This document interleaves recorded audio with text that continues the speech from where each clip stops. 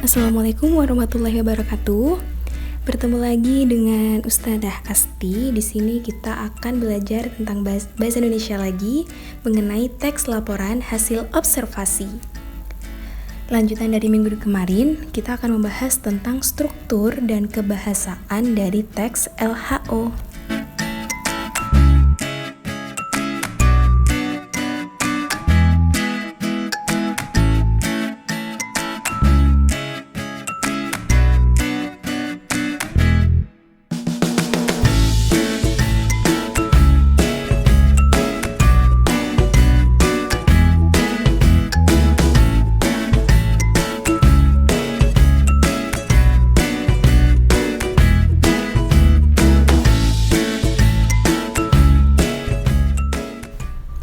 Oke, kita akan bahas mulai dari struktur teks LHO atau laporan hasil observasi. Kemudian yang kedua, kita akan bahas perbedaan dari teks LHO dengan teks deskripsi. Yang ketiga, kita akan bahas tentang kaidah kebahasaan dari teks laporan hasil observasi. Dan yang terakhir, akan saya berikan contoh bacaan dari teks LHO. Baik, simak video pembelajaran setelah ini ya. Kita mulai dengan struktur teks laporan hasil observasi. Kira-kira apa saja ya? Yang pertama yaitu definisi umum atau gambaran umum.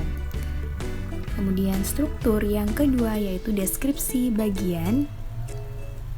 Yang ketiga, struktur yang terakhir yaitu simpulan atau definisi penutup.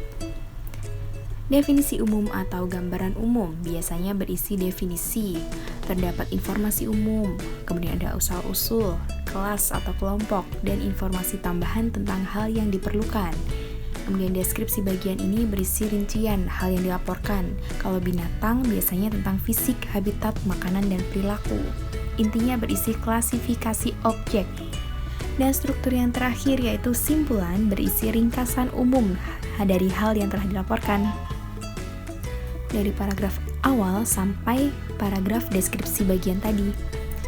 Selanjutnya, kita akan bahas tentang perbedaan dari teks LHO dengan teks deskripsi. Kalau teks laporan hasil observasi ini menggambarkan suatu objek yang bersifat umum. Contohnya, lingkungan kelas, lingkungan sekolah. Kemudian kalau teks deskripsi itu menggambarkan suatu objek yang bersifat khusus.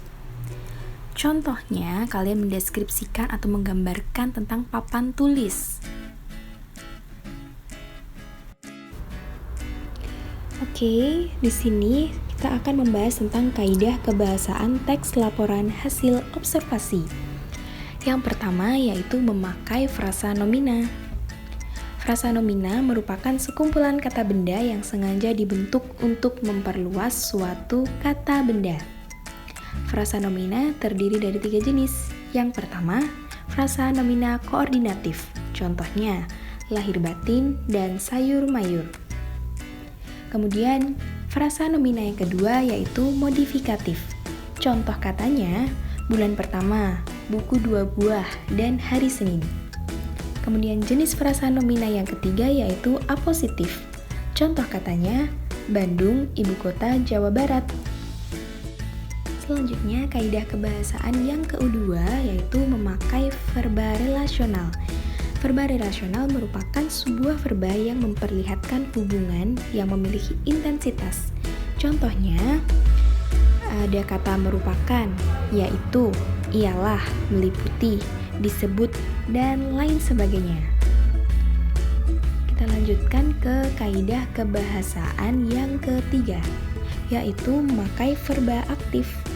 Verba aktif merupakan kata kerja yang menjelaskan subjek sebagai pelaku, dan verba aktif ini umumnya memiliki awalan. Verba aktif dipakai untuk menjelaskan perilaku sesuatu. Contohnya, seperti bertelur, tidur, hidup, dan lain sebagainya. Kaidah kebahasaan yang keempat yaitu memakai kata penghubung atau kata konjungsi, yaitu merupakan suatu kata yang bisa menyatukan kata dengan kata lain menjadi sebuah kalimat yang utuh. Contohnya, ini udah banyak kita bahas ya di teks-teks sebelumnya kayak deskripsi, cerpen, dan lain sebagainya. Nah, contohnya itu ada sedangkan, namun, dan lain-lain sebagainya. Kemudian kaidah kebahasaan yang kelima yang terakhir yaitu memakai kata keilmuan. Nah, ini merupakan salah satu ciri khas dari teks LHO. Kata ilmuwan atau kata teknis merupakan salah satu jenis kata yang memiliki arti khusus mengenai suatu bidang. Contohnya nih, ada fobia, herbivora, omnivora, dan lain-lain.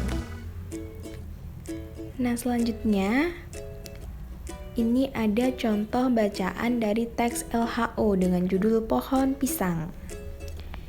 Oke, bisa kalian lihat ya, di paragraf yang pertama ini merupakan salah satu struktur definisi umum atau deskripsi umum. Begitu juga dengan paragraf yang kedua. Nah, pada paragraf tersebut dijelaskan pohon pisang itu asal-usulnya dari mana, definisinya itu apa. Seperti itu. Nah, lanjut ke paragraf yang ketiga, ini merupakan struktur dari deskripsi bagian. Pada deskripsi bagian ini dideskripsikan bentuk-bentuk pohon pisang itu apa saja, jenisnya apa saja. Kemudian manfaat dari pohon pisang itu apa saja.